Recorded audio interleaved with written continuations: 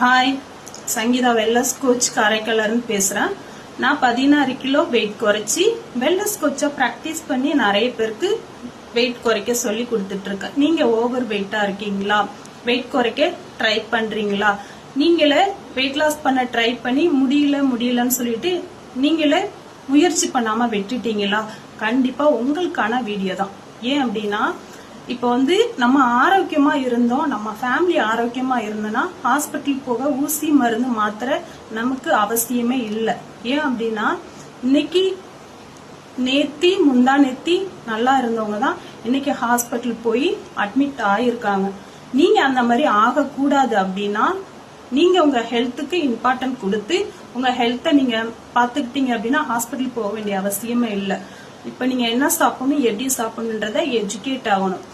80% nutrition, 20% exercise.